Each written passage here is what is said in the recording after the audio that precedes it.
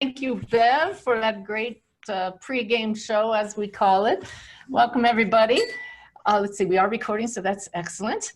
I'm not used to doing this so early for me. Bev was talking about the people in Europe and other countries where it's getting pretty late, but I'm actually in Pacific Coast time for once. I'm in Flagstaff, Arizona. You may recognize this backdrop. I have been in this seat twice before. I'm in the home of my lovely friend, Janine Quigley. She's sitting right over here off camera. And she is a fellow Shining Light mom and just has given me this beautiful internet signal. So I know we're gonna have a good evening this evening, and her beautiful energy is adding to the evening as well. Bev, I love your energy. It's so good to see you. And I thank you. Yep. Okay. Let me see. There was something I wanted to thank Bev for. Oh, if any of you who've been with me for years, you may have noticed how easy it was to sign up this time. The one-step processing, thanks to Bev making that possible, and to Zoom fixing their system. So yay. I know we have a lot of people who haven't been with me in these monthly mentorings, and some of you, we've been doing this for 2 years. The format's going to be pretty much the same. This is not all about mediumship tonight, although there's going to be plenty about mediumship and some beautiful tips and tools for how to improve our connection across the veil. But these mentoring sessions are so many things that my guides have shared with me in the past month since the last session. And so what they teach me, I share with you right away. In fact, I've gotten so much this past month that I've already filled July's mentoring, and that's a first. But there just wasn't enough. And I told them my guides, before we started, they're gonna have to pace me tonight to make sure we get through all of the things that I have to share with you. So I always like to acknowledge that it's your energy, all of us as a group, that makes these events just so awesome. We combine with our guides. We just bring all of our souls together in awareness of who we are as souls. And we share that with each other and feel it. So I always call these love fests, because you should be starting to feel it now. If you can't, it's because you've been running around being very human. So let's take a moment and get out of the head and into the heart with a little invocation to bring us all together and feel that energy. So just close your eyes for a moment and join me in a nice relaxing breath, and please exhale longer than you inhale to relax even more.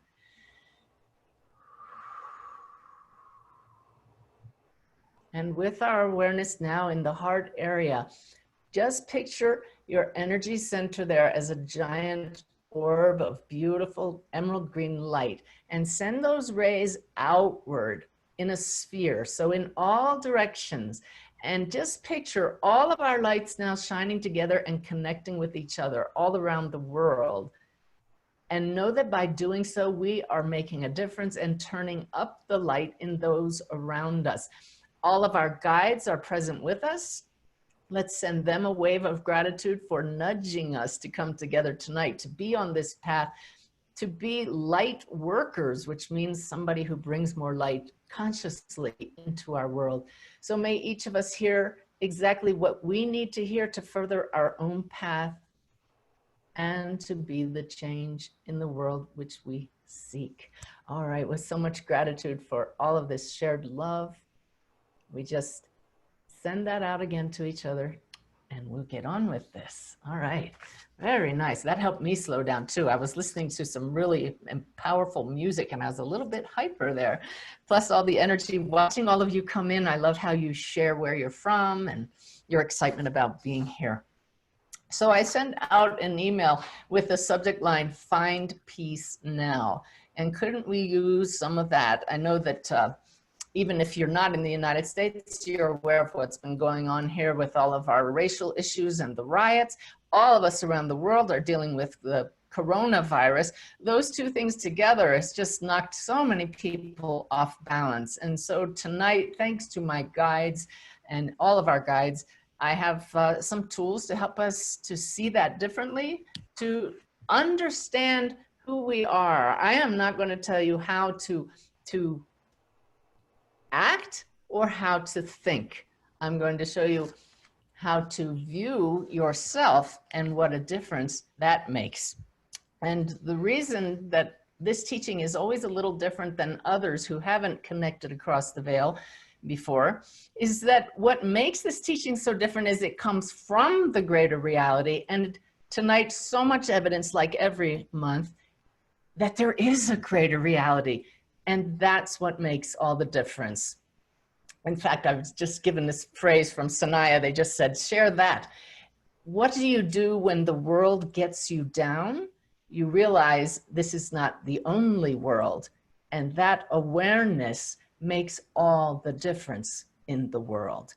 So that's what the focus is tonight, that there is a greater reality, and that if we're suffering or we're not feeling at peace, it's because we're so identified with our role in this world. So I'm going to be doing something different tonight and sharing slides with you that I've put together. And a lot of them are based on a workshop that I've given many, many times. Probably I started at least 5 or 6 years ago. So some of you may have seen it. I'm going to be sharing my screen a lot tonight. But the slideshow is called Making the Connection. And it's all about learning to attune to higher consciousness. So I wanted to start off with this analogy that my guides showed me years ago when I first did this, to kind of explain who we are, those of us who are light workers, who are really starting to understand that there is a greater reality. And so I tell the listeners, and for you tonight, to imagine that we are like these goldfish. We spend our whole life swimming around in this sea, and it's all we know. But could it possibly be that this sea that we're in is actually limited, like this fishbowl you see here? If we were swimming in a fishbowl and didn't realize it, well, that would be the only world we knew, like our world here. We're swimming in a sea of consciousness, but if we don't know there's something more, then in the Navy we had a phrase that you're just, you know, dumb and happy, and you just get along with life and go on with it. Well, one day this little fish right here, the bright one in the middle, bumps up against the edge of its reality and clears away a little bit of the fog there and sees beyond the boundaries of its world. And it looks beyond and says, wait a minute, there are some beings out there that look a lot like me. And there are some beings out there that look different from me, greater, more grand. In fact, do you notice what kind of fish those are? They're angel fish, okay? No synchronicity there. So this fish that suddenly had this realization, my gosh, there's so much more than this world that I thought was all there is, that it goes back. And this fish is so excited to tell everybody about it. Those of you who have discovered the greater reality can relate to this desire to share your joy and your excitement and the wonder and the awe of it. So you go back and you share with your fellow fish, you won't believe what I saw. There's this greater reality and greater beings, and they're all around us. And people are a little surprised by that because all they know is their little world. So any of you who might be a little afraid to say the M word, which is mediumship, will know what this picture is all about, right? You know, some people just say, well, that can't be right because I haven't experienced that. They're only going by what they've experienced and don't want to be told what to believe. So I found the best way to deal with that is simply by recognizing that it doesn't matter what anybody believes. What joins us all is our connection on both sides of the veil, and the very essence of that connection is love. So that's the first set of slides. We're going to have more to go, but I wanted you just to know that I love how my team teaches in analogies. I love sharing in analogies. That one's very lighthearted. You're going to see more of that later. But again, the evidence from across the veil that I've gotten through meditation, but most especially from doing readings as a medium, is what has shown me and so many others that we are part of something so much greater. So before I get on to the main teaching tonight, I always love sharing the latest beautiful moments from across the veil. So I have some of those written down here so I don't forget them. This was just 2 days ago in a reading. I brought through a woman's grandmother.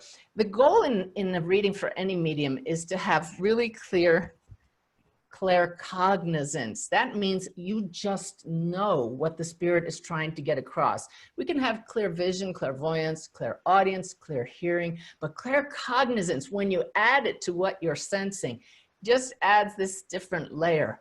So I'm talking to this woman's grandmother who has passed in the spirit world, and she gave me the name Ernestine. Now, it's not that usual for me to get names, first of all. The spirit world kind of withholds them for me so that when I do get them, it's really important. And I knew with claircognizance, this grandmother's name was not Ernestine. So why are you telling me that? I didn't say it out loud, but what she showed me, and this just showed me the brilliance of the spirit world, is that she had a name like Ernestine. Her name was a man's name. And I thought, ooh, that's pretty good. I just knew it. She didn't say it. It just came bundled in that name, Ernestine. So I passed this on, and sure enough, I won't say it now because I don't have permission to share the name, but the grandmother had a male name. And it's one of those things that you just couldn't make up, and that it shows the creativity of those in spirit sharing it that way. So that was pretty cool. All righty. For those of you who are doing readings now, I don't me, but the first time I from a different culture from mine overseas, I believe it was somebody from India. My very human reaction was, oh, but I don't know a whole lot about the culture. How am I going to be able to bring through evidence? And I'm here this evening just to tell you, human beings are human beings. There are memories, there are messages, there are things that we all do. So if you have that opportunity, don't let that get in the way. I had the honor of doing a reading for a woman in Denmark in this past month and brought through her sons. Oh, he was a powerful communicator. And what really just cemented it is when he showed me cinema. And he said the word kino, K-I-N-O, which is not necessarily a Danish word for cinema, but I'd heard it before as an avant-garde, perhaps European word to describe cinema. And it turns out he was a filmmaker and was all about the cinema. And he showed me his name up high on a screen, and his name has been in the credits of many movies. So I just thought that was really cool. And just a reminder that, again, people are people. So those of you who followed me a lot know that I love to share the stories of how spirit world sets us up. They know when we're going to be doing certain readings. So many times when Lynette, my scheduling assistant, goes down the list on the waiting list, certain people right near the top will light up in her mind. She says she's not a medium, but don't listen to her. It just lights up. And she chooses them, and it turns out to be that spirit's birthday or mom's birthday or that spirit's angel date, the date they pass. I got goosebumps just thinking about it. But I had a memory yesterday while hiking on a trail with Janine and Ty here in Flagstaff. By the way, I saw somebody signing in here who is in Flagstaff. So surprise, we might have to get together. We were looking at a tree that was cracked and then another tree that was leaning over. And we were talking about people that have trees fall on them. And I said, I've actually brought through 2 people across the Vale who passed when a tree fell on them. And then I remembered this magical setup from spirit that Ty and I were in Yosemite National Park in California a few years ago. And I had a bunch of readings lined up all week. They were already lined up. These were from people who had been on my waiting list for over a year. The drive from Yosemite to our campground was about an hour. So on the drive home from hiking at Yosemite, I opened up the newspaper that they give you at the gate to the park, and I'm reading it. And I said, hey, Ty, here's an interesting statistic. Over the years that the park has been open, 9 people have been killed by trees falling on them. So we actually remarked about that. And the next day I had a reading scheduled, and I tuned in for my client, and her daughter came through. One of the things that I always ask them to share with me if they can is, how did you pass? This young woman passed from a tree falling on her. And all of a sudden, through claircognizance, I knew what was going on here, but my human side couldn't believe it. I had to say it though, because I teach everybody, say it anyway. And I said, your daughter, I have this knowing, passed in Yosemite National Park. And she said, yes, when that tree fell on her. I didn't even know where my client was. That kind of timing to me shows a connection, shows a setup. I hope it makes you go, wow, how does that happen? It happens because we're part of one big web across the veil, all of us connected. And the daughter really let mom know, hey, I'm right here. And I may not be here physically, but you haven't lost me.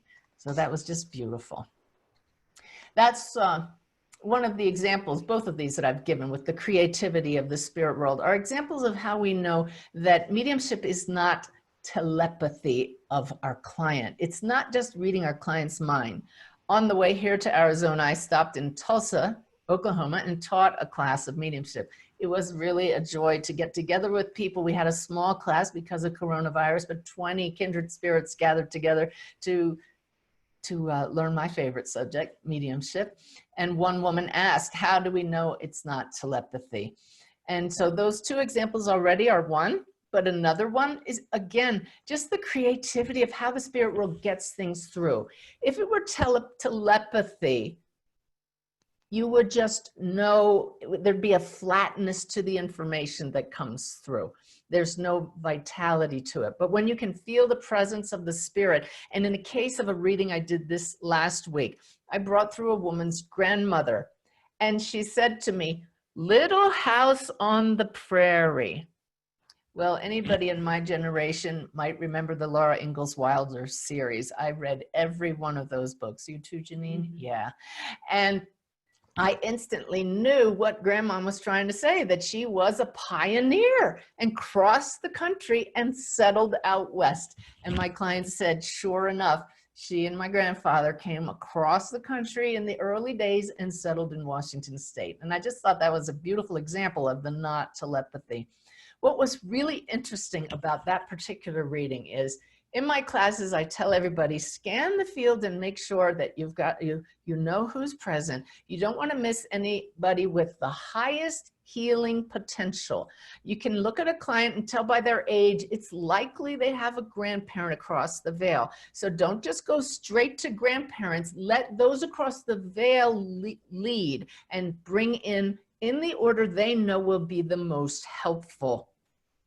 So it really surprised me that in this reading, I talked to all 4 of my clients' grandparents, because I actually don't usually get that many grandparents. I usually immediately sense children or spouses, brothers and sisters, mothers and fathers, but not so many grandparents. So we get both maternal grandmothers, both paternal grandfathers, and then a shift. And I sensed a child across the veil. And she said, yes, I do. And I said, oh my goodness, we've used up half your time here with your grandparents. And you know what she said? She said, Suzanne, I've actually had quite a few readings and I've connected with my child a lot. But before this reading, I said, boy, it would be nice to hear from my grandparents for once. Don't you love it? This is how the spirit world works. They know what we need and they know what they need. And so if we, the medium, can get out of the way and let it flow the way that will allow the greatest healing for all concerned, it will do that. All righty. So I don't know how many of you, mediums or not, are aware of how powerful you are of a communicator, because you are consciousness, you're a soul, a projection of the one mind, not this body. So you want to talk to someone, whether in a body or across the veil, send out a signal from your heart, from your third eye. It doesn't matter, just with intention, know that by sending it outward, it works that way. And I have a couple of magical examples of that. I did a reading for a man recently. Usually only about 10% of my sitters are men. And I didn't know anything about him other than he wanted closure with his father who had passed. And Dad did come in right away. And I'm very grateful that he got that closure, and that issues that needed to be discussed came out from Dad with apologies and forgiveness and thank yous. A beautiful, beautiful connection. And the man's guides were present and showed me that he, the sitter, is truly on the spiritual path. So when the reading was over, he said to me, this was just what I needed, and I am on the spiritual path. In fact, I'm an attorney, And I'm trying to find a way to integrate what I'm learning now as I awaken with my work as an attorney. So that immediately made me think of another attorney in the same situation who I used to communicate with every now and then by email, and met him at a presentation at Harvard Square where he lives. And you know, it had been at least 2 years since I'd talked to that attorney, and I was embarrassed because I couldn't remember his name. I guess I talked to a lot of people and I just couldn't remember. So this was the prime example. I said to the other attorney, I would like to connect you to, because he's been really reaching out and helping other attorneys with this. May I connect you to? And he said, yes. And I said, well, give me a couple of days to reach him by email. So I sat after the reading and I said, all right, I'm sorry I don't remember your name, but I need you to email me. Email me as soon as you get this message. Just like that. That's all it takes, the belief and the trust that you can transmit, because you're a soul and we're all connected by that web. Well, it took a full week, but after 2 years, 1 week later, there's the email from him, and he has no idea why, but I replied with, what took you so long? And let him know that I had actually reached out to him. He just thinks he suddenly thought of me, but that's how it works. Just also happened recently with my good friend, medium, Nicole Riley. I was thinking about her and I said, I love playing with this. And I said telepathically, Nicole, email me. And it took her 2 days. So we hadn't talked in months either. So I'd love for you to try that. It's really fun. You do it just with intention and a very clear push of your consciousness like that. All righty. And it works because we are all, like I said, part of one mind, which I call consciousness with a capital C. And each one of us is individual expressions of that capital C. So like Dr. Dean Radin said on my radio show, capital C equals small c. We're each of us small c's, all part of one C in the big C of consciousness. All righty. One of the things that I talked about in the email that went out that we would discuss this evening is the importance for mediums of not making assumptions when you start a reading. I like to advise everybody, if you're going to connect across the veil, sit and think through what are the assumptions I'm making right now before I go into this reading.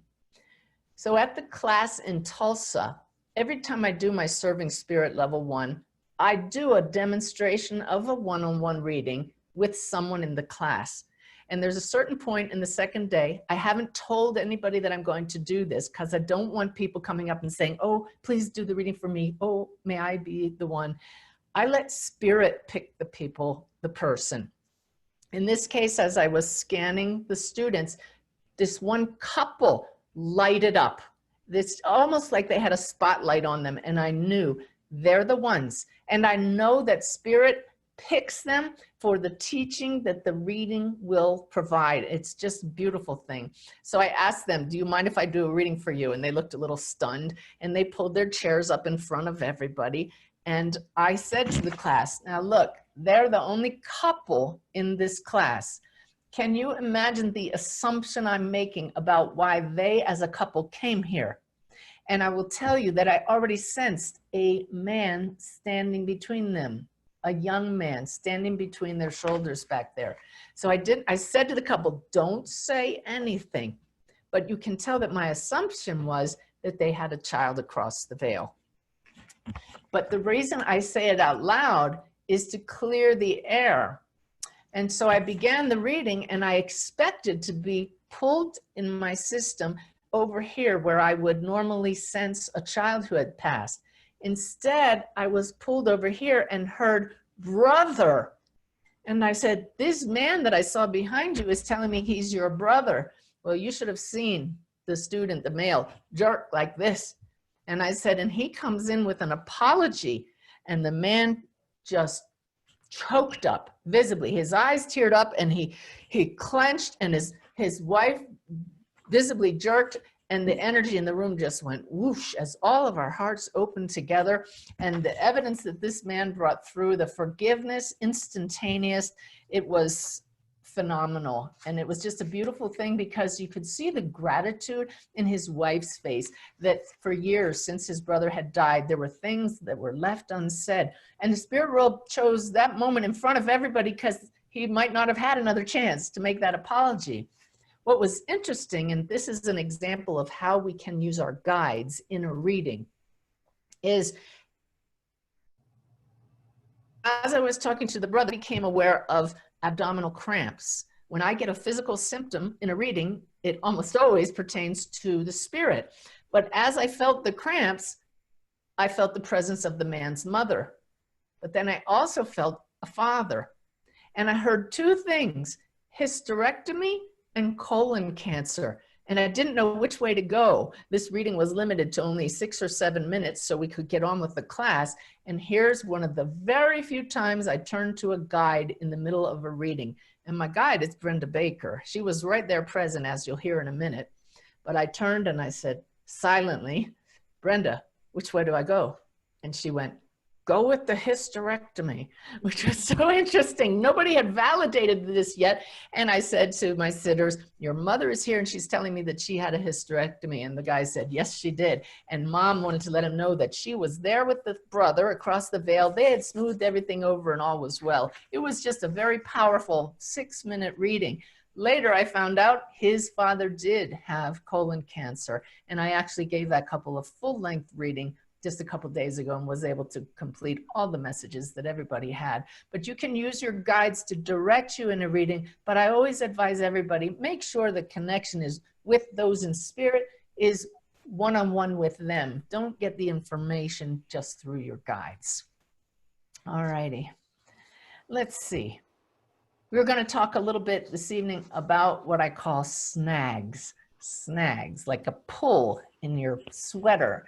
Snags are the word that I use for how those in spirit catch our attention with something that they want to share with us. And that could be your guides or that could be your loved ones who have passed. If you become aware that they use this technique and you set the attention to snags, it becomes a magical way of working with those across the veil. My lovely friend Ingrid Honkala, who's going to be on my radio show this Thursday to talk about her near-death experience and her awakening. She's a beautiful soul.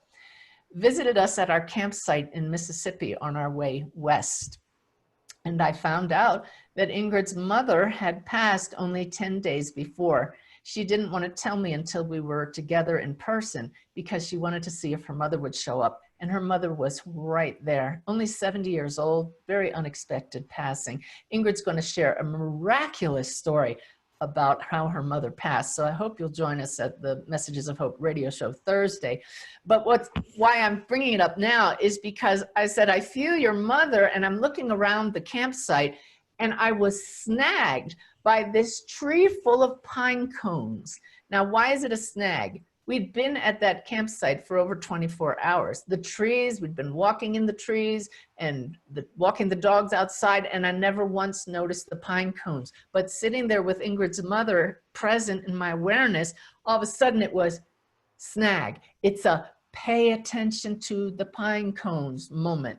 So I said, then what you do is you pull the thread on the snag. What does that mean? You open your awareness to why did that snag me? What's the message here? That's what you do when something catches your attention. And hopefully you know who's snagging you. You don't have to know that. In this case, I knew it was her mother. And it turns out I said to Ingrid, your mom snagged my attention with those pine cones. She's telling me she loved pine cones. That seems very bizarre. And Ingrid said, actually, she made Christmas wreaths all the time and collected pine cones in the wreaths. So that was the way that her mom used something around to get us rolling with the connection. But then mom shouted, double meaning, double meaning. And I knew she wanted me to look up the metaphysical meaning of pine cones. So I shared this with Ingrid. As I picked up my iPad, we went to Safari, typed in meaning of pine cones, and both had just such a beautiful laugh at how spirit works, a joyous moment of happiness, celebration when we found out that pine cone means everlasting life. Can you imagine a more appropriate way of mom saying, I'm still right here? So pay attention to the snags. Let's just do that for a second. I think it'd be very useful for us now to just all take a moment. Let's close your eyes and I'll guide you through how we do this.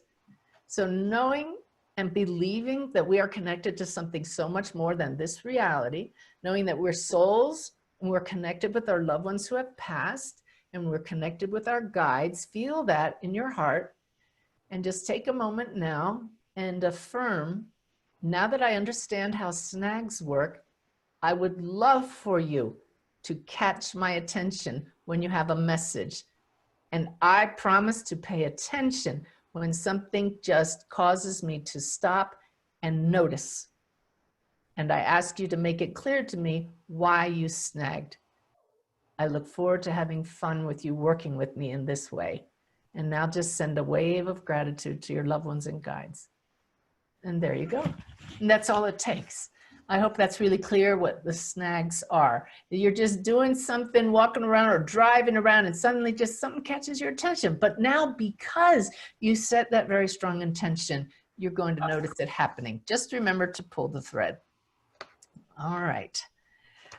I don't know how much time I'm going to have for Q&A tonight, but I will stop a few times to do that. Why don't we do that right now, Bev, and take maybe just 2 questions. Let's just let you ask the questions for people rather than bringing them in, all righty? Great, okay. Dave asks, why is it that some people are drawn to this belief in eternal life and others, I don't feel I could ever talk to them about it? That is such a great question. And let me check with the team here.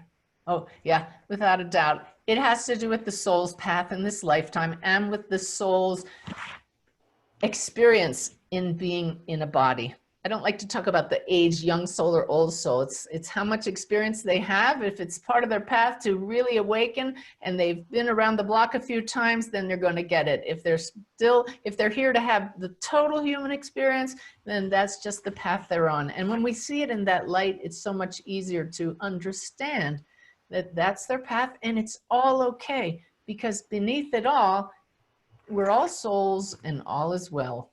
We're going to meet on the other side and just continue on with our eternal life. Okay? Okay. Susan asks, should we avoid eating animal flesh? This question has come up a lot, and let me get Sanaya on here so I don't answer it from past. They're saying right now, as always, trust your own body. Humans are made to process protein in the form of animals, they say. It is part of the food chain, and that if done with the proper motive from the heart, knowing that that animal's life is serving and that all lives are connected at another level, then it is perfectly okay. But again, if it does not make you happy, then don't do it. Okay? All righty. Thank you, guys. All right, let's see. So I'll move on. I'll stop every once in a while for questions like that. Let's see.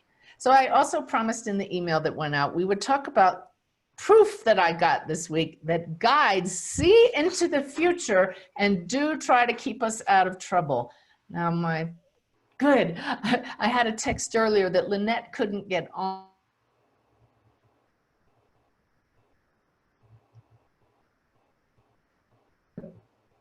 Sorry. There it went off again. Okay. Don't touch the equipment, Suzanne. You have everything good, Bev? You can see me, right? I can, yeah. Okay. You just watched it for a minute. Yeah. Right. I wanted Lynette to be in on this because I'm going to joke around a little bit with her. But this was a very serious thing.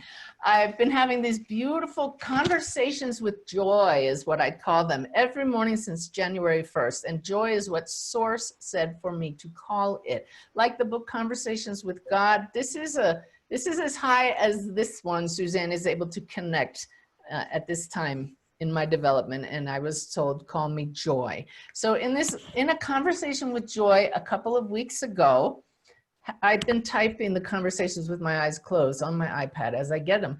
And in this one, I was shown this particular morning a finger cut on a blade, and the blade had a particularly unusual shape to it, like this instead of like that. It was just like this. And I felt into it. I knew it was a current event. I knew that someone was going to get cut, and I thought it was Ty. Now, there was a message in that whole morning's message for Lynette, so I sent her the whole conversation. And I said, boy, I better warn Ty. And I did. I said, honey, Spirit showed me somebody, and I think it's you, is going to be cut their finger on this funny blade today. So be careful, be really cautious. Well, I get a text from Lynette later that day. I'm on my way to the ER. My finger is impaled on an immersion blender. If you're at all not into gory things, mute your sound now.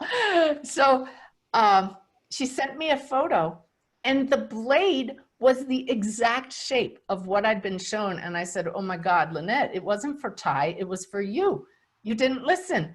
And she said, you know, as I was reaching into that blender to clear out the chicken, I heard the slightest whisper, maybe I shouldn't do this.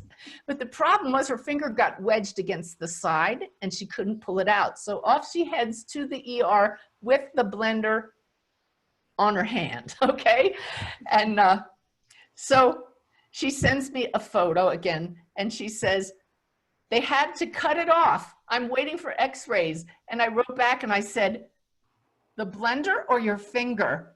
And she wrote back and she said, the blender, the blender. And she said to her team in Spirit, can't you all intervene with this? And they let her know that they had. And so the point of this as we go along is, how many of you have had those moments when we say, I should have listened? And that's what mindfulness is all about, when we're just practicing being present, not moving so fast. And I'm as guilty as anybody of this, just throttling back a little because our guides are trying to help us. Why did they know this? How did they see the future? Well, it turns out Lynette always cleans her immersion blender out like that. They knew her plan for the day included cooking chicken for her beautiful puppy Boo, okay, her dog Boo, and that they knew this was going to come up, and they were trying to warn her through me, and then the little whisper, but she didn't listen. So is our future set in stone? Not always, not always. So this is really important for the sharing I'm going to be doing later. Do we have free will?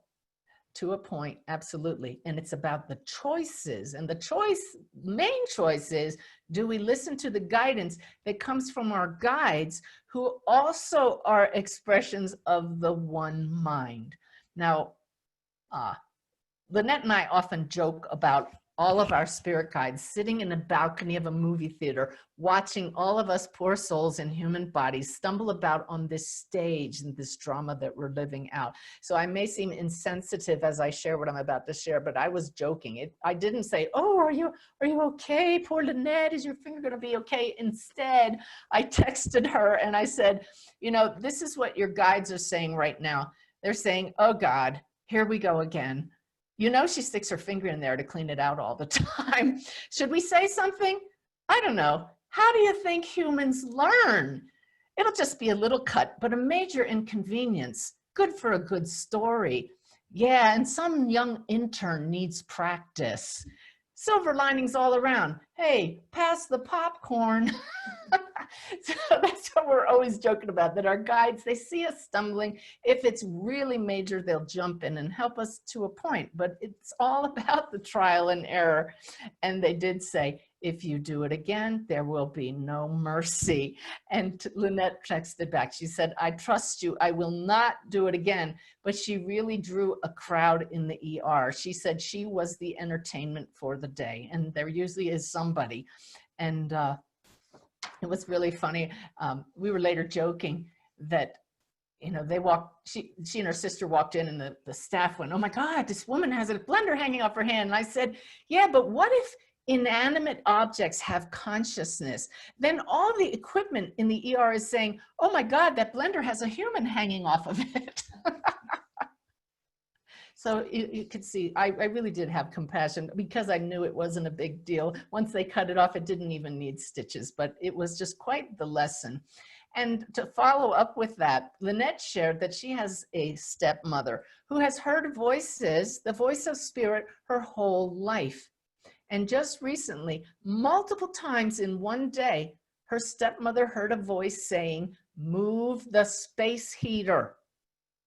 She told Lynette about this, but she ignored it because to her, with her religious beliefs, she only listens to what she claims is the voice of God. In my awareness, everything is the voice of God. If it speaks to the heart and is helpful, listen to it. If it's not, then it's conditioned thinking from the human side. But the voice that says, move the space heater, multiple times in one day, I would listen. Unfortunately, her stepmother tripped over the space heater later that day and broke her hip. So that's quite serious. And this is a great lesson for all of us. Her spirit guides saw that coming. So please do listen and know that they do try to look out for us. So speaking of Brenda Baker, my friend here in physical form, now across the veil, who's now my mediumship guide. She's present so often, and so are your guides. Your guides are with you anytime you call on them, and many times when you don't know their presence, they are present. So on the way to Tulsa for that class, the day before the class, we stopped on a long travel day. We're driving in our RV, and I went to get a hike along a lake that was right off the highway. Ty had already exercised earlier that day while I was doing a reading. So I'm hiking, and I hear my phone make that text noise, and I pull it out, and I look at it, and it's from Lynette. She said, pocket dial? Because it turns out I pocket dialed her hiking along. But guess what? Not only did I pocket dial Lynette, my phone is calling in that very moment Brenda Baker, whose number I never deleted from my phone, but is way down in the contacts, not on the favorites page. And somehow I pocket dialed Lynette and Brenda, who were like this in physical form and still are, back to back. And that phone was answered, which is really bizarre. Nobody was there, but you could see the time clicking off as it was answered. So I know Brenda did that to say, hey, looking forward to class tomorrow. And in fact, when class started, she's always my co-teacher in classes. She's there throwing evidence at me. She showed me a giraffe, and Lynette was just about to text me a picture of a giraffe. Brenda always shows me things going on in Lynette's life. So for you in all this teaching, you have guides. Ask them for signs of things going on in your loved ones' lives to validate that this is really them here with you and they know what's going on in your life. What surprised me in the Tulsa class, and I share this with you again as magical evidence that we are part of something so far beyond this world, Brenda showed up with Harry Jones, the husband of our dear friend Patty Loftus Jones, who I brought through in a reading 5 years ago and drops in every now and then. I was really surprised to see him in this class, but he said he's kind of student teaching with Brenda. And I said, well, we need some evidence. And he showed me that Patty, his wife, had some new flowers in her garden for the first time. He showed me that they had recently given her a bird sign, a sign with birds. And he showed me a kangaroo. Boom, boom, boom. As I'm getting ready for class, we call these drop-ins. Lynette texted all of this to Patty. She sent back a photo of these brand new flowers that she had in her yard with little petals with hearts on them, beautiful flowers that she'd never had before. That morning, a bird had flown into her window, and that's Brenda's usual sign to Patty. And a kangaroo picture had just shown up in her Facebook post next to a post from her granddaughter, which Harry had said it related to. So I think I'm fire hosing you tonight with evidence from across the veil, but this is the way life goes. When you open yourself up to the magic, you believe that it's possible to receive this, and you say, bring it on. Bring on the miracles is what I pray in the morning. All righty. So let me see. There was something else magical happened with Brenda. How our guides work with us again as mediums. I was getting ready to do a reading about 2 weeks ago. We'd been on the road all day, and traveling in the RV is a little jarring. And I'd also had something just happen that knocked me a little bit off balance. I cleared my energy field. I felt I was ready to do the reading, but I sat down, and all of a sudden I hear Brenda blowing a coach's whistle. I thought, what are you doing? But I felt it was a piece of evidence of something going on with Lynette. So I quickly texted her, what's with the coach's whistle? She said, nothing with me. Maybe she's telling me I need to stop. Well, it turns out Brenda was telling me I needed to stop because the reading did not go anywhere. Clearly, my energy field was off, and I recognized it when I got several no's in a row from my sitters. Another challenge with that reading is this couple had asked if their son could join us, and having the three of them there in that reading just threw the energy off enough.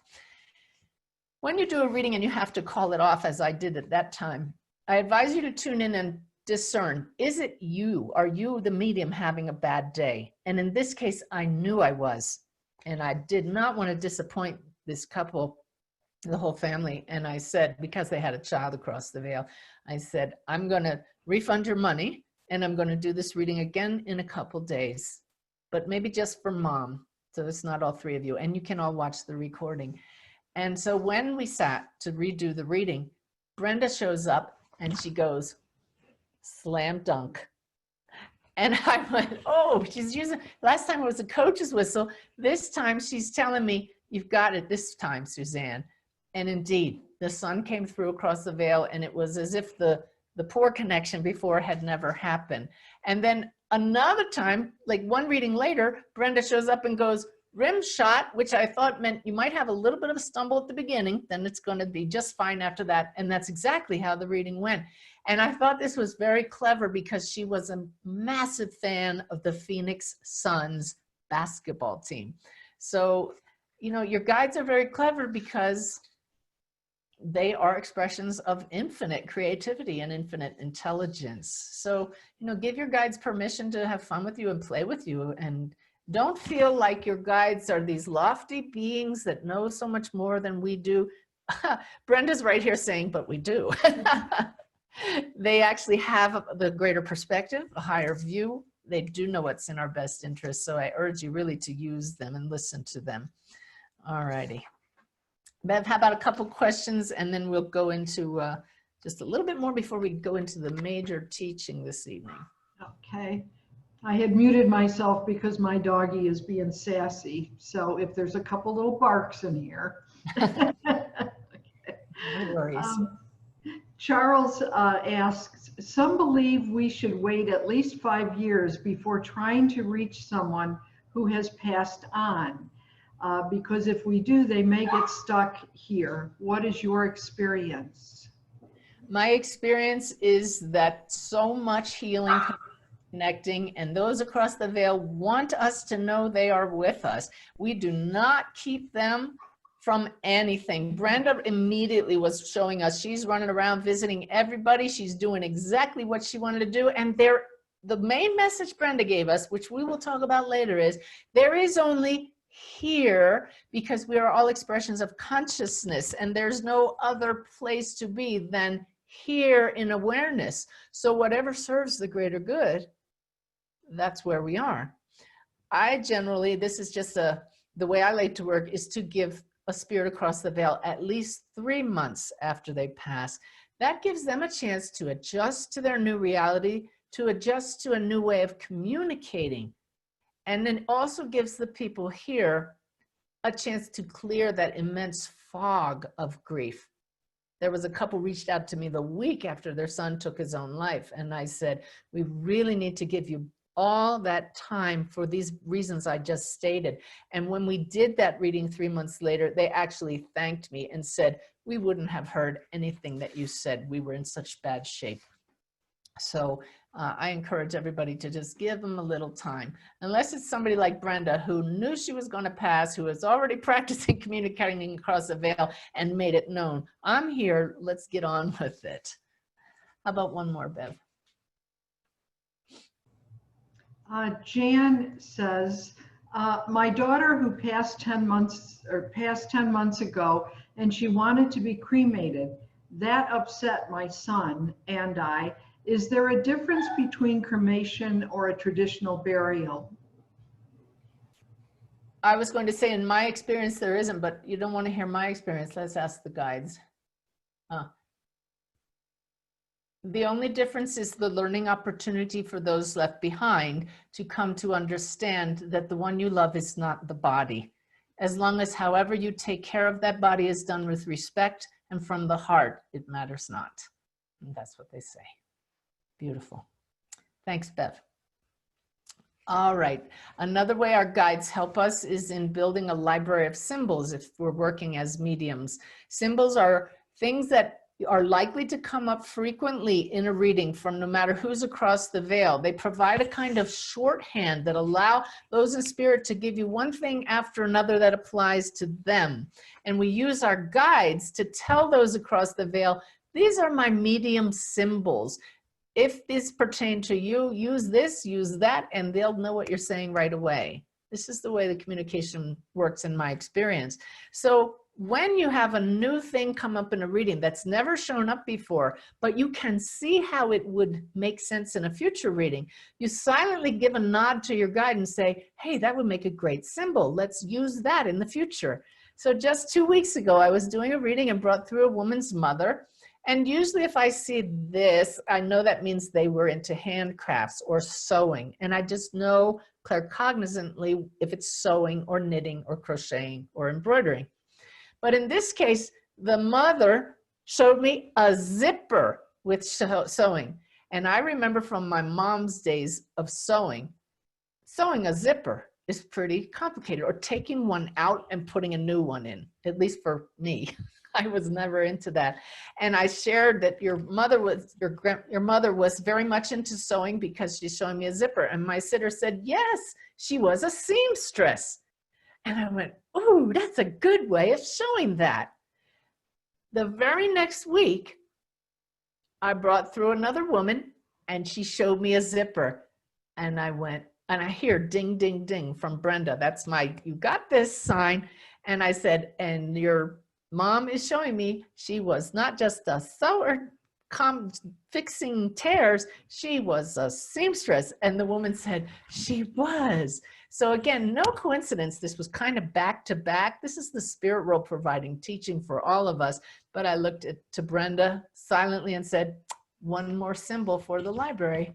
So that's how it works. And you just, after every reading, sit and talk to your guides and say, okay, there's a new one. How could I have done better? And that's how we work with them. Pretty cool, huh? All right. Let's see. I did have an email from one student of mediumship. She said, I just have one question, please. I do some doodling of the infinity sign throughout my reading. When I get information, I write some words. Do you think when I stop to write words down, am I dropping the connection, dropping the link with the spirit? I write words down in fear of forgetting to mention things. I tend to only talk to the sitter once I have 4 or more key words written down. And I answered back that it keeps your left brain occupied. But the best practice is to just say what you're getting. The fear there was evident. You know, I'm not going to say anything till I'm sure I have a bunch of things, where we have to really trust the spirit world and get in the flow. And your sitter will give you feedback of yes or no to know if you're accurate. And I explained this to her, and it was funny because just that week, I usually sit with my clipboard in my lap when I do readings. I'd love to write down the big wows as they come through from those in spirit. Not before I give them, after they're validated, like, wow, zipper means seamstress. You know, I'm writing that down. And I sat down about a month ago, and Brenda came in and said, ditch the clipboard, Suzanne. And I knew right away what she was saying. The clipboard was keeping me in left brain analytical mode. I never have a clipboard when I channel Sanaya. I completely trust what they're giving me. It just flows. So I shared that with this woman who had emailed me, And she wrote me back a few days later, just thought I'd let you know I ditched the pen last night during my practice reading. It was my best reading to date. So again, doodling, fine, but there's no reason to hold on to anything or get your left brain involved. Go for the flow and trust the spirit. All righty. Let's see.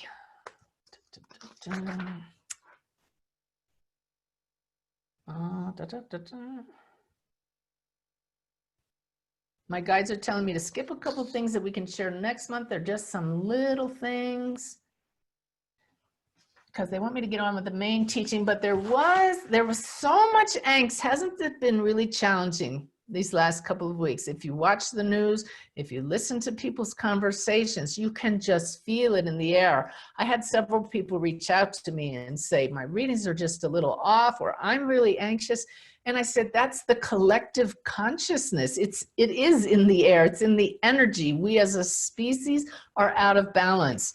And I felt a few moments where just really unusual anger for me just welled up. My reactions to poor Ty were just to the point where I had to clear my chakras several times. If you don't know about my 10-minute transformation on my free meditations gifts page on my website, the 10-minute transformation is a great way to clear your energy when you feel out of sorts. But I noticed actually a feeling of rage come up, and it was so foreign to me. I said to the guides, I need a little help here because this is not ordinary. And they reminded me about EFT, tapping. When we have an energetic charge that's built up in our circuitry, tapping is such a great way to release the charge. And I'm doing it now, and I would just invite you to go online and look up tapping at some later time, because it brought me right back into balance and actually released the trigger that set me off in that point. So that's just a quick tool. Many of you are familiar with tapping, but if you're not, really look into it. I've done tapping about 3 times in the last week, and it made a huge difference. All righty. Whew. Just before we get into the teaching, with good timing here, I've had several guests in a row on my radio show who've had near-death experiences. And I noticed how almost universally, those who cross the veil and come back to talk about it say that the reality they experienced beyond this reality, which shows us there's more than this story that's causing us suffering, that reality is so much more real, so much more vivid. And we think, how can that be? How can it be more vivid than this? And it's actually quite easy. What if you were wearing a pair of sunglasses and they were fogged up, kind of like the goldfish in the bowl with the foggy lens? What if you were wearing that your whole life and suddenly you took it off? Can you imagine how vivid everything would be? What if your whole life you'd worn yellow tinted glasses and somebody over here has worn rose colored glasses and somebody over here blue colored glasses? You're never going to see things the same way, because this is the perceptual filter you're viewing life through. Yet when we get rid of these bodies and pass through the veil without them, as the souls that we came in here as, without those lenses and those filters, that's when you see what those across the veil, when they go like this in my readings, that means I get it now. I've seen the light. I understand from this greater reality that we are all connected, and it's love that connects us. So how could it be more real? Well, we are a little bit blinded here. So here we go with the teaching that was given to me with these stunning synchronicities that were so stunning I had to share the visuals with you. So I've put together some more slides. I just want to start by at first reminding all of you of my journey of consciousness meditation. I know many of you have done that with me. I've done it on 4 separate occasions recently and put it on my website on the free meditations gift page. The journey of consciousness meditation is one in which I lead us into a nice extraordinary state of consciousness, an altered state, nice expanded state. And then we visualize being on a raft in the sea of all consciousness. And that would be being here in this physical world. But we slip off the raft into the sea. And at first there's a bit of fright that we're out of our comfort zone. We think we're going to drown, but we just feel so comforted and surrounded by love. And as we sink down, we see other lights around us, and we start to see our history being left above us as we look up to the surface. And we see our career, and we see our schooling, and we see our family, and we see our adolescence and our childhood, all just unfolding as the story it is, but in reverse. There's no fear whatsoever, but dawning comprehension that I'm not this story that I'm leaving behind, because I'm still aware. I'm still me. But if I'm not my story, then what am I? Who am I? And then you get to this point where you see yourself as a baby, and there are your parents, and there they are giving you a name, and even that's left behind. And in this meditation, I hope you'll go back and do it again if you haven't, or do it if you haven't done it already. You get to the very bottom of the sea of consciousness, and there's no story at all. There's no name, there's no history, there's no belief system. So what remains? Can you imagine if you had none of that? If you suddenly had amnesia, who would you be? This awareness. There would only be here, now, this moment. You would be aware of what? Of being. And that's who all of us are. That's where we all, that's where we're our oneness. So with that reminder of what all of that is, I want to share with you a slide. It's just a picture I saw when I was in a beauty salon the other day. And I'm always thinking of analogies to show who we are. Not that one. Let me pull forward. This was the light hanging from the ceiling. And I thought, there all of us are sinking down off the raft. And I thought, what if we turn that upside down? And there's the light upside down. And here at the bottom is this state of pure being. I just thought that was kind of cool. Bev, can you see my cursor moving?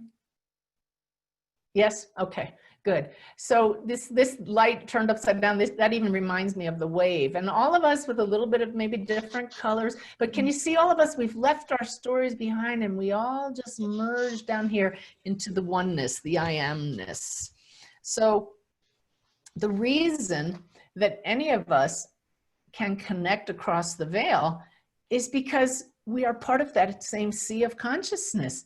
We are all this awareness, being, here and now. This is our true nature, no story. You know that even the soul across the veil that we connect to in a reading is part of a story. The entire path of the soul is to have these beautiful experiences, create more beautiful experiences, but ultimately at any time, we can dissolve back to pure being. Being what? This awareness. It's so simple. It's like the fish that's been swimming in water the whole time and doesn't realize it is this sea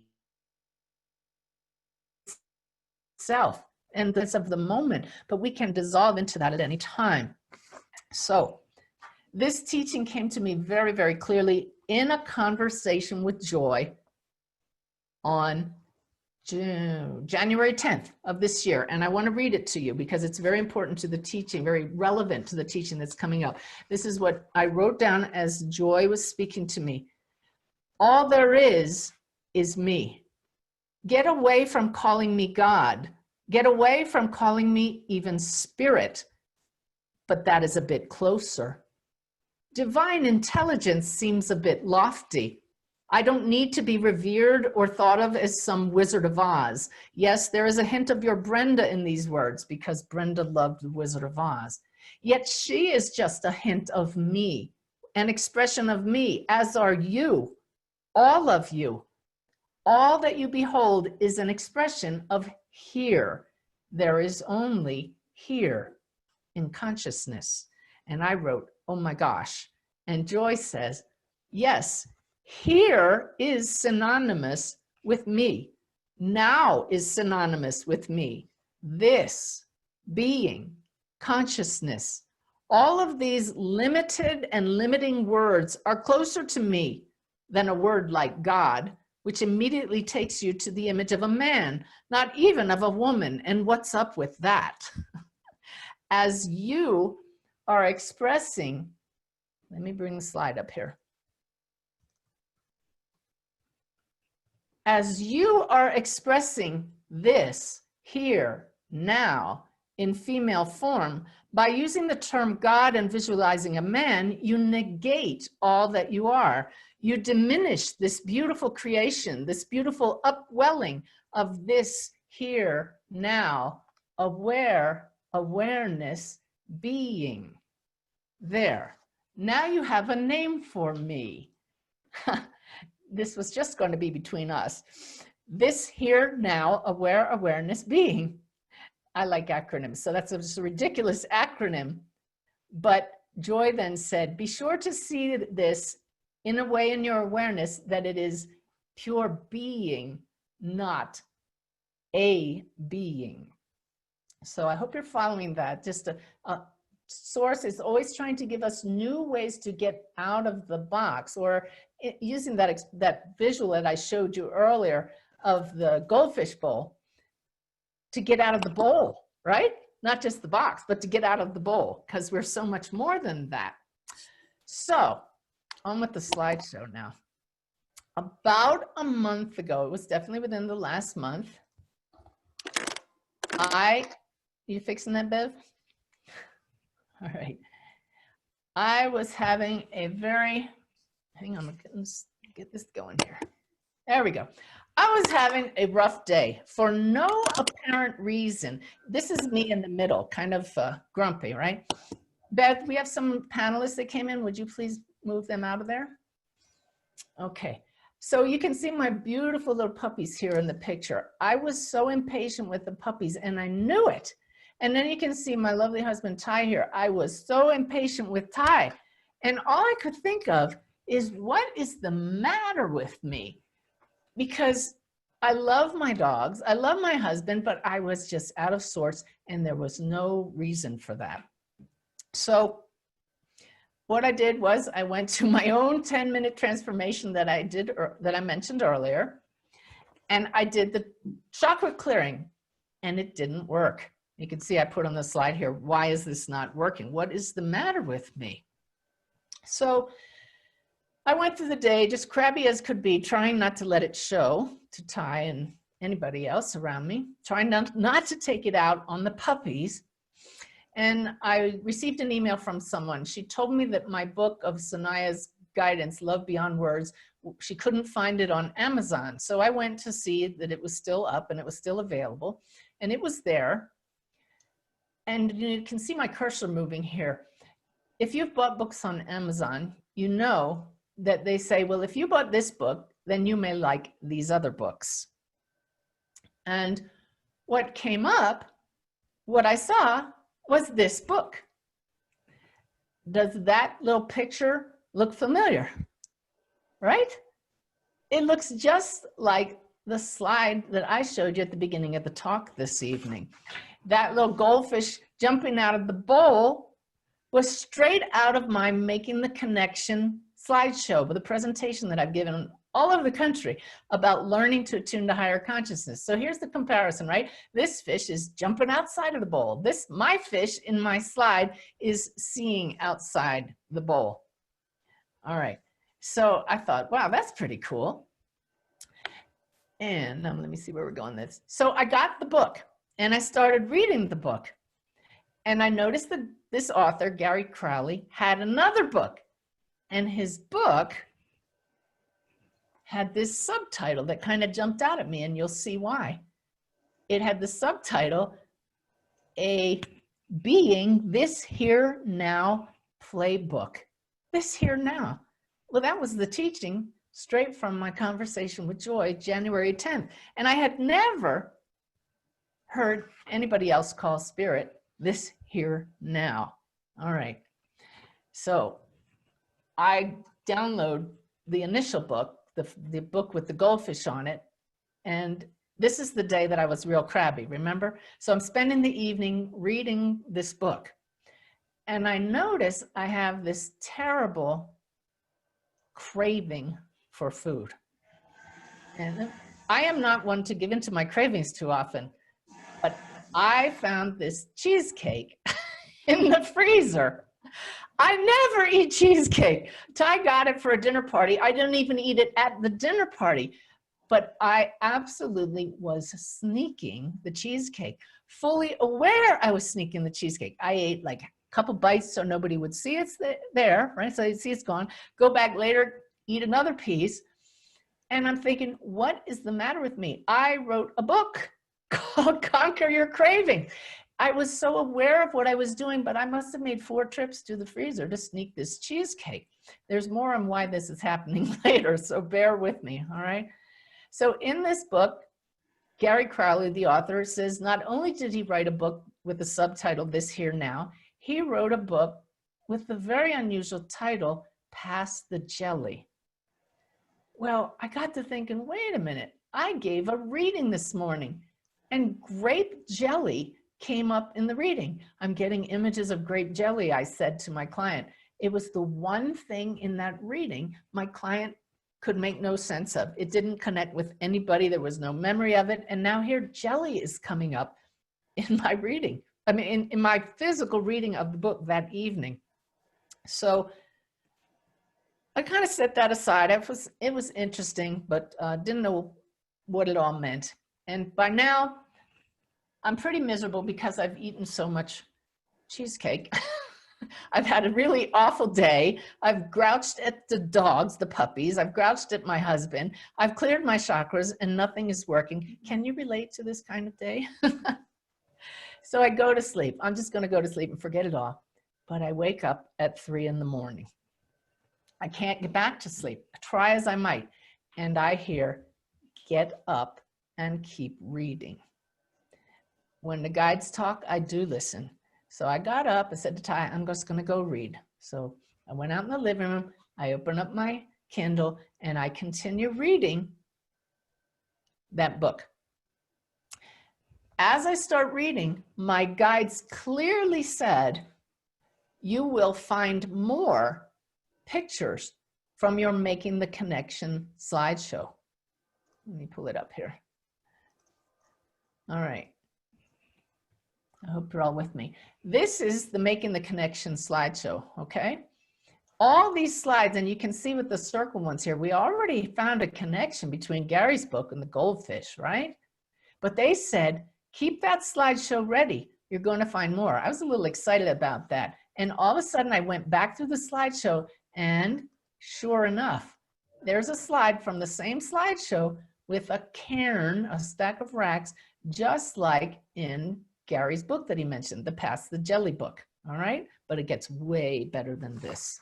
These to me are what I call God winks, especially when Spirit says you're going to find these, look for it, and you get that snag and you follow it.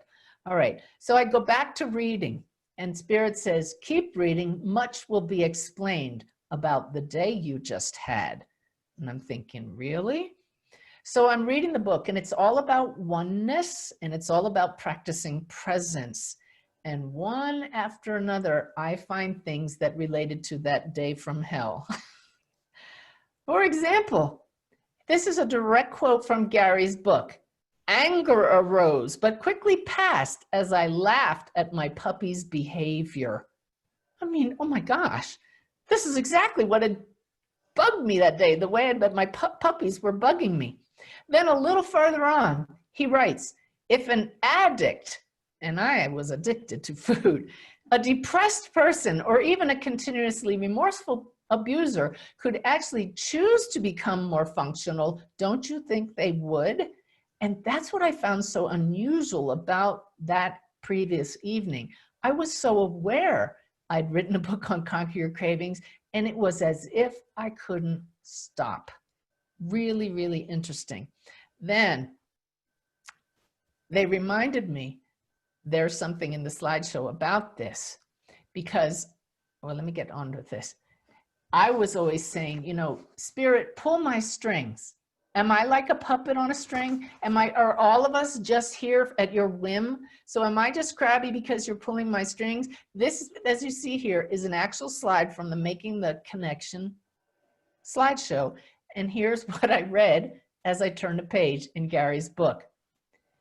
Human beings are nothing more, let me move this here so I can see, are nothing more than puppets whose strings are made invisible by the illusion of conscious will. Pretending the strings are not there causes suffering.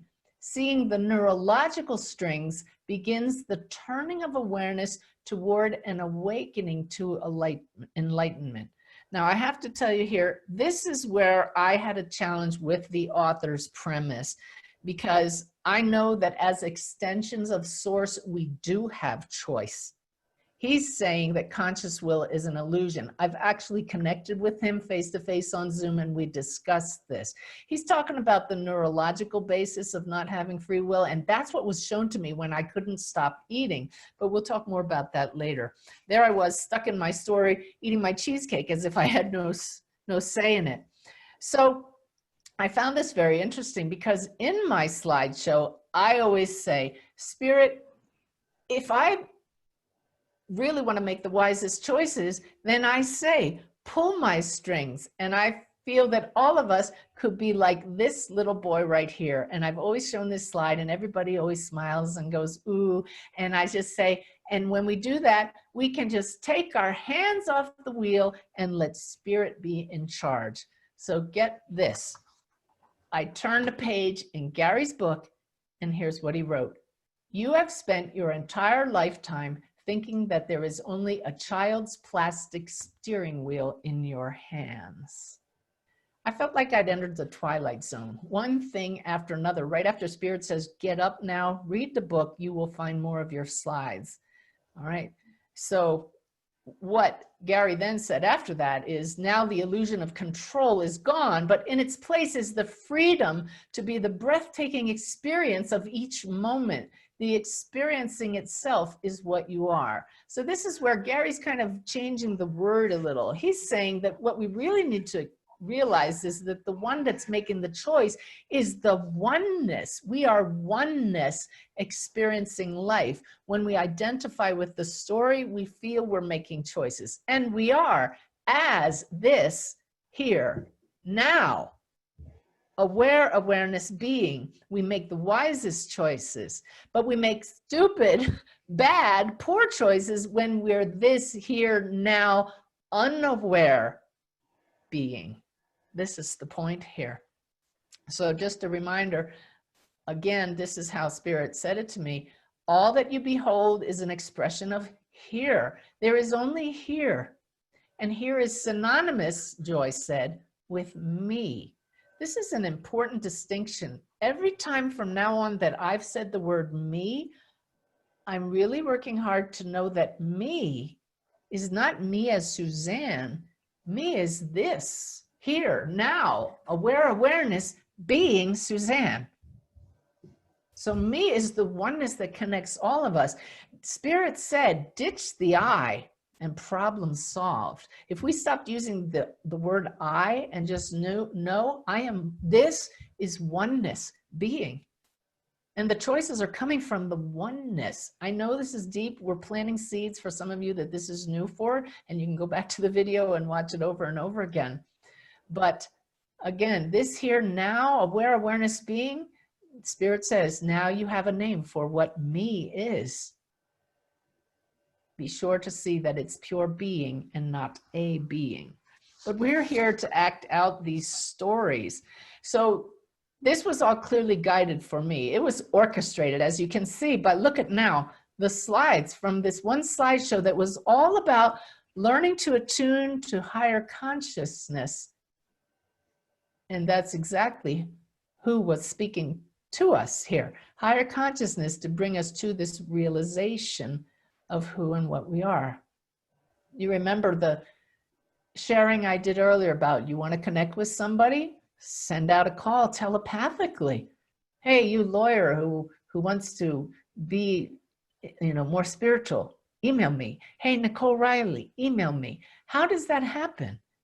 It happens because we are all this awareness here and now, playing out these roles, pure being. That's what connects all of us. This is a slide from the Making the Connection talk, and it shows that the shaded part, this is the level of being that we're swimming in now, our goldfish bowl, the human level. And we're used to a little bit of telepathy at this level. You know what your partner's going to say before they say it. You know who's on the phone when it rings, because we are that pure consciousness. But on the spectrum of consciousness, there are limitless aspects, expressions of this here now aware awareness being that we can tune into. Loved ones who have passed, guides, the masters. Why? Even minerals and plants. Because this is all one mind, oneness experiencing itself as this being. This is awakening to realize it's so simple. It's been here all along. Looking through your eyes is this awareness, being. And so some people are a little disappointed when they learn this. You mean it's not bells and whistles? But here's the point. The whole point. Here I was really irritable, right? I didn't seem to be able to control it. It's because on that particular day, this here now aware awareness being knew that the Suzanne story needed a lesson that would be shared with hundreds of people. And so her conscious control was a little bit restricted that day, even in spite of clearing her chakras. And even though she had conquered her cravings, that was taken away for an evening. What's the matter with me? Well, you've been taken over to make a point that when it serves the greater good and when growth will ensue and when it leads to magical synchronicities, then spirit, pull my strings. I've taken my hands off the wheel. I didn't have any more cravings after that. The cheesecake, I've looked at it numerous times. It holds no desire for me. And I know it's because I needed to find that phrase in the book about being addicted to food, to find that phrase about being irritated with the puppies, to see the God winks for what they are, pointing to the fact that the one that's pulling the strings is oneness. It's what joins us all. So does a virus knock you off balance? Are you wrapped up in the story to the point where you're experiencing great angst? Do fellow human beings rioting and hurting each other and voicing different opinions, are they causing you great angst right now? Could all of this mean that more growth is coming? Could all of this be an opening to incredible change? Something we can't seem to be able to control right now. Could all of this turmoil be bubbling up because growth is coming and oneness is experiencing in all, and as the pure being that it is, at the essence of all of it, it is unaffected by these changes. All of these changes are temporary happenings, real experiences of oneness for the learning, for the growth, and ultimately for the joy of it. As one by one, those of us who are swimming around in these challenging waters realize there's something more beyond the rioting. There's something more beyond the virus. There's something more beyond my addiction. There's something more beyond this whole story. We just spent a whole hour giving examples of what lies beyond the story. Another whole level of reality. But we have to be willing to realize we're playing this story out as what? As this. Right here, right now, awareness. aware, being. So how do we find peace now? Well, temporarily you could find it by changing your attitude. But the peace I'm talking about is the peace that lies at the essence of all that is.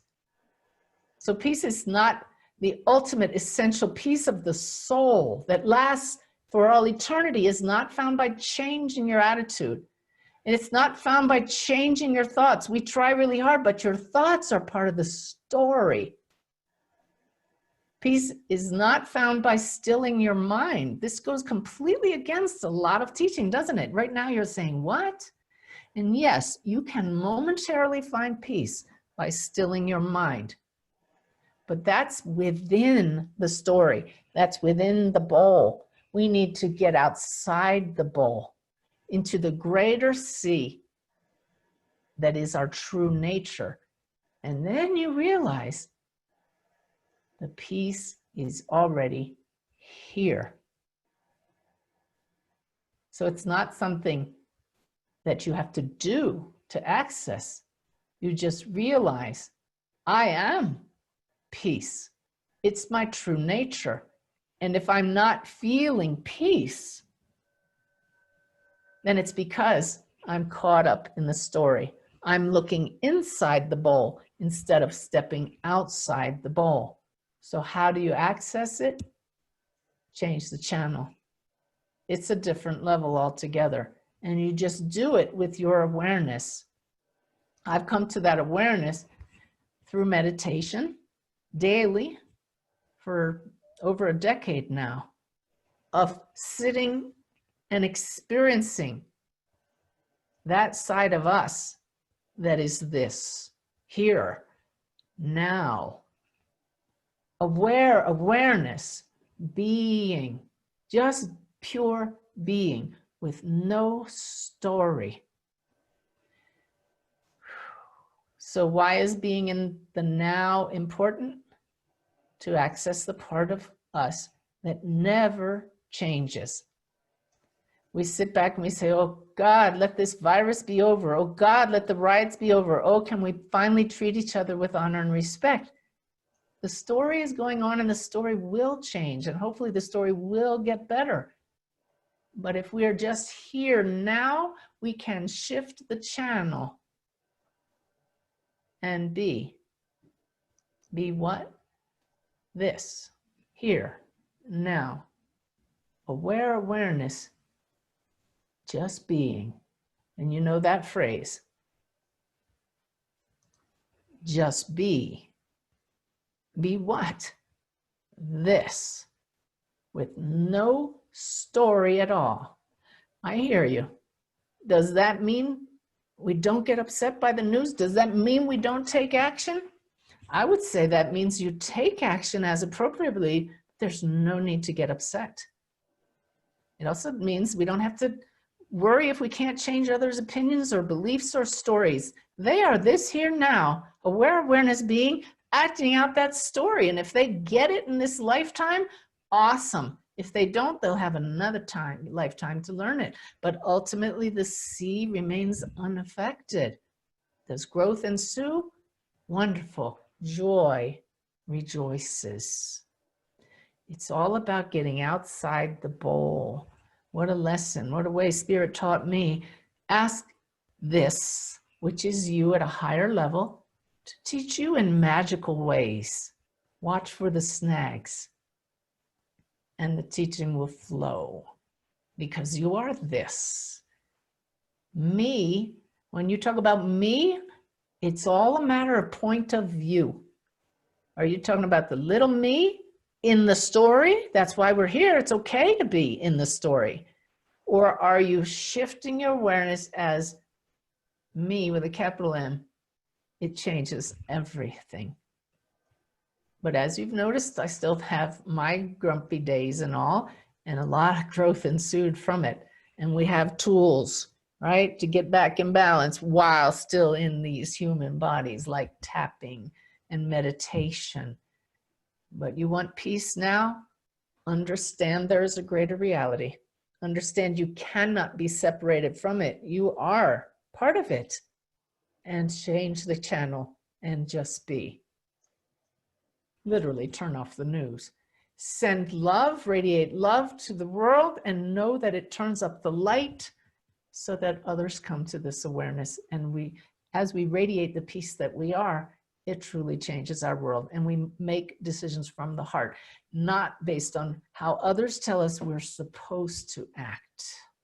Don't get caught up in the story. Wow. Pretty cool stuff. I hope it doesn't sound like preaching. I'm just trying to share what they share with me.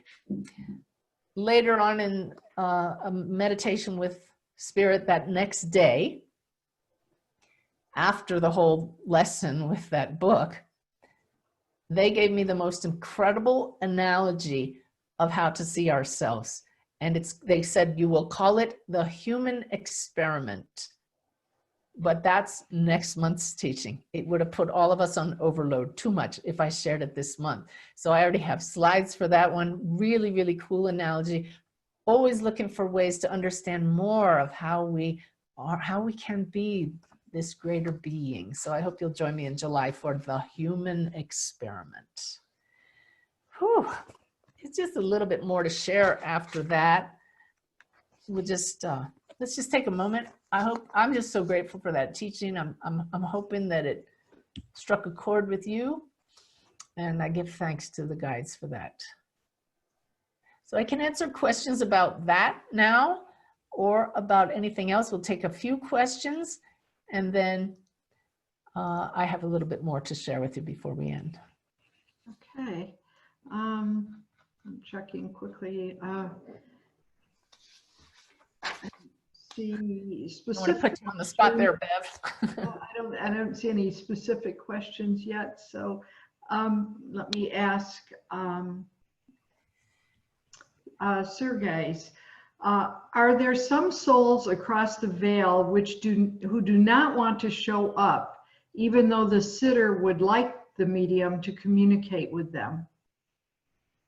I definitely have to ask the question for this one. Oh, there's my little lip twitch. That lip twitch, if you have a sign from your guides, I can't control that. I love it when they give us a sign. They're saying there are times when there is a reason that souls do not show up, but they're saying that they would prefer we not use the word that they do not want to. They know that it will serve the greater good. Perhaps at times their own growth is still occurring and that showing up would not be helpful. Perhaps their showing up would detract from a lesson that the one here needs to learn. They said, do not use the word want, for that displays a lack of connection and love, which is always there. Just trust that there is a reason when the connection does not happen. Okay. Okay. Renee asks, when a person passes in deep dementia, are they able to communicate normally through a medium? They're actually able to communicate far better at first than those who pass suddenly, because while the body is not functioning well, that soul is already learning to communicate. That soul is meeting family members across the veil. They tell us that they were having a good time, even though it seemed like they were a bit discombobulated here. So they're some of the best communicators right away. So don't worry about that. How about one more, Bev? Okay. Babette asks, if spirits on the other side have the ability to talk to a medium, why do they need to use symbols? Oh, it's shorthand. They don't need to at all. But I'm going to ask them to help me out here. Okay. I'm going to give you an example. I'm a medium here. I'm tuning in and the spirit has to say, Suzanne, I passed really suddenly and I had a tattoo on my left arm. Are you hearing me? And I fell down at one point and I've seen the light. Now, that took me a little while for that spirit to get that across clairaudiently. Imagine now the spirit comes through and I see this. And it goes like this. Suzanne, I passed suddenly. I had a fall. I had heart palpitations. I've seen the light. Boom. And now we'll do it without any words at all. That's 4 symbols in a row. Shorthand. They don't have to use them at all. It makes it easy. They want to make sure that they communicate to us what they want to be heard. I don't know that other mediums use symbols, but I find it very, very efficacious is the word that I'm hearing from the spirit world. So if it works for you, use it. If it doesn't, just keep doing what you're doing. They just want to communicate and let us know that they are right here with us.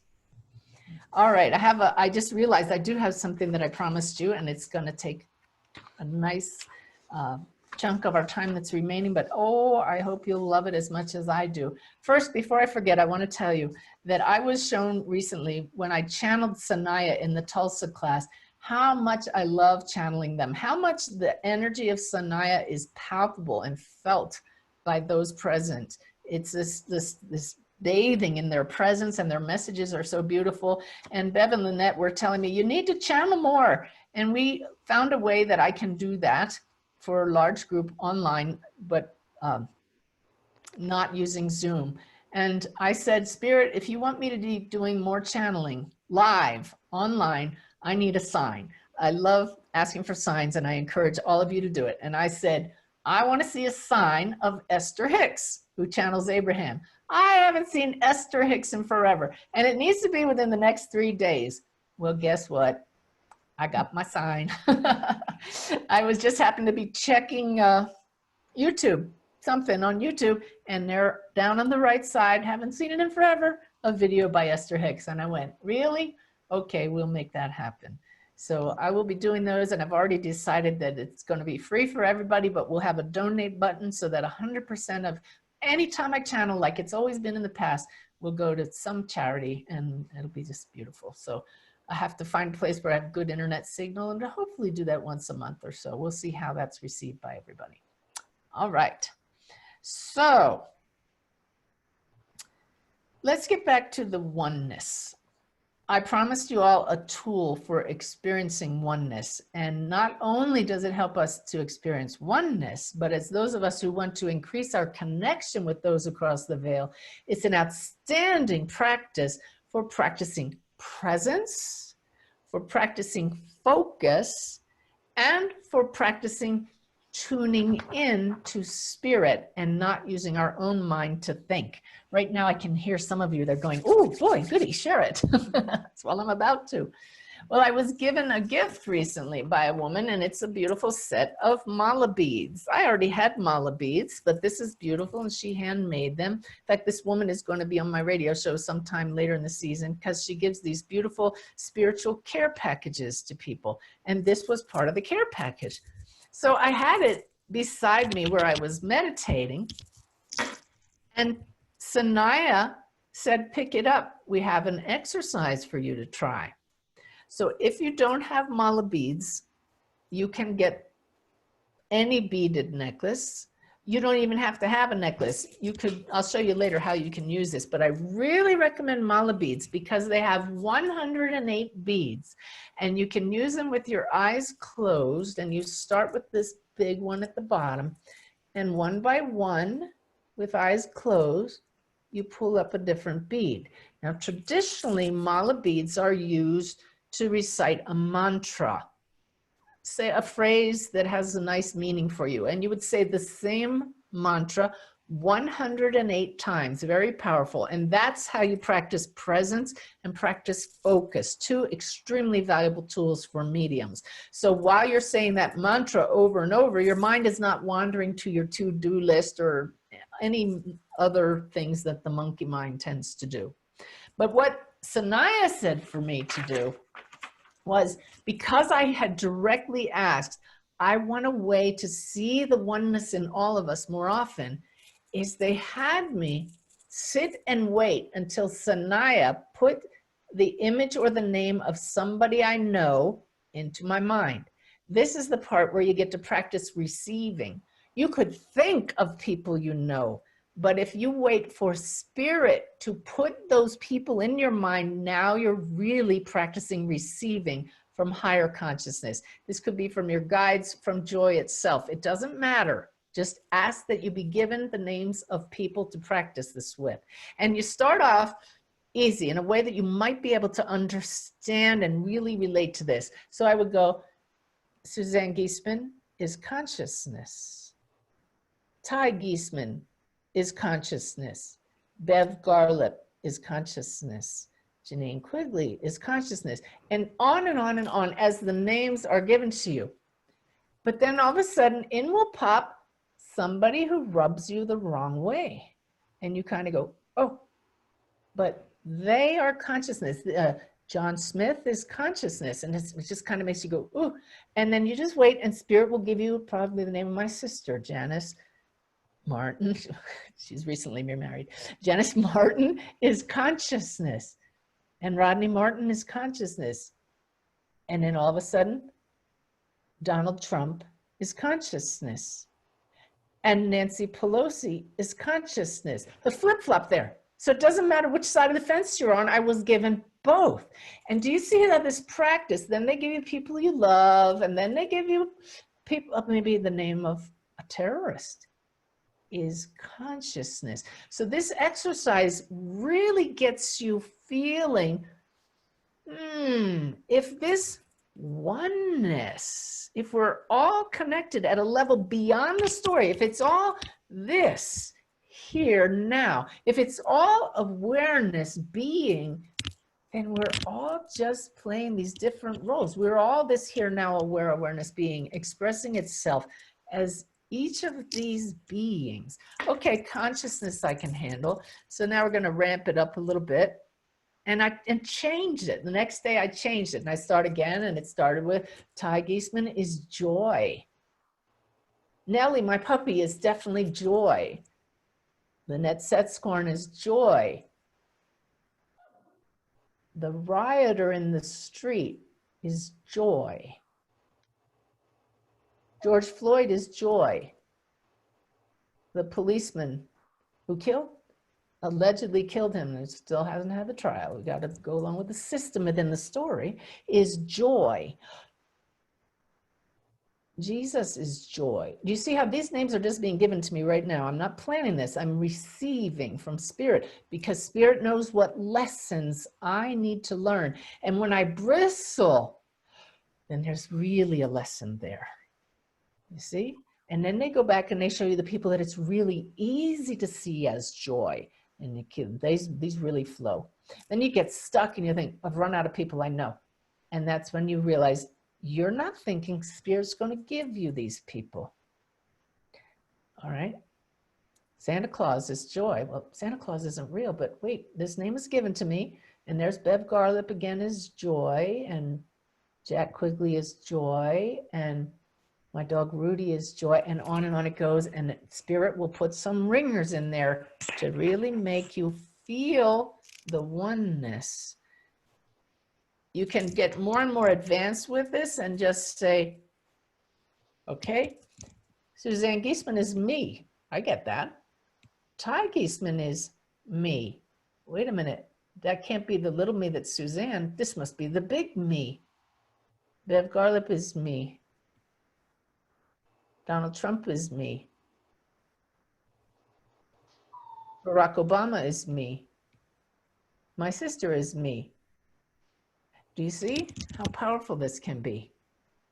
So I really urge you to try it and really pay attention when your gut clenches. That means you're in the story. And if it doesn't make sense to you, then please ask and affirm in meditation, help me to know the oneness. Help me to truly understand who the real I in I am is. Help me to truly understand what me is. Help me to understand this here, now. Awareness being all of these beings, all connected. It's a powerful practice. We're going to do it at my Holy U2 retreat at Unity Village next year. We'll announce that one, the date of that soon, but I just signed the contract for that at Unity Village in Kansas City. It's a very, very powerful practice. So again, It helps you to focus, helps you to be present, and really helps you to get to know the oneness. When I'm finished with it, I put the whole thing in my hand. I put it back into my the little bag that it came in, and I hold it to my heart. And I just ask that this new practice be imprinted in my conditioned awareness as the story. And it has made such a difference.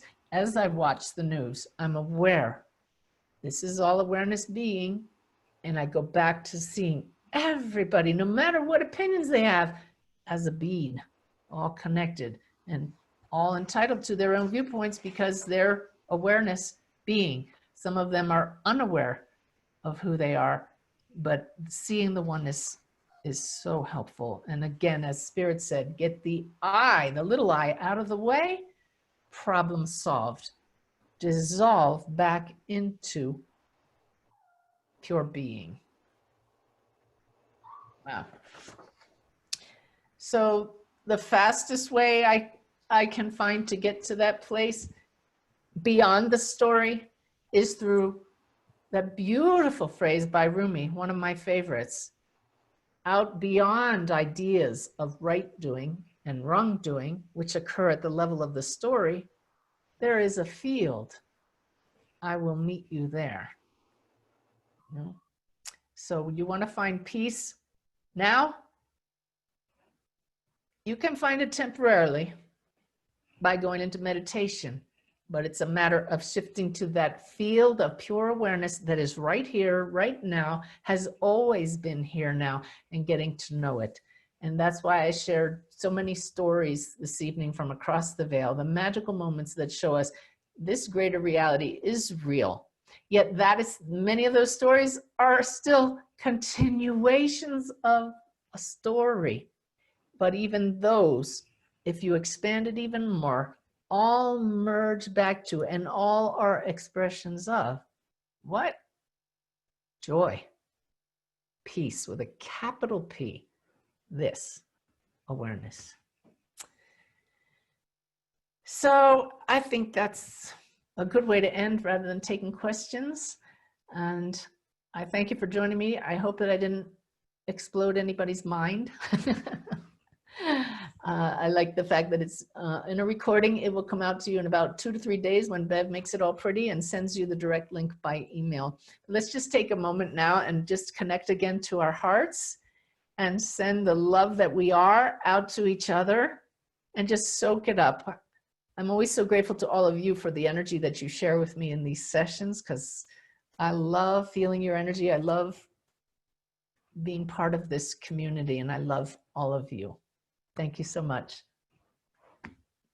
Enjoy the rest of the day.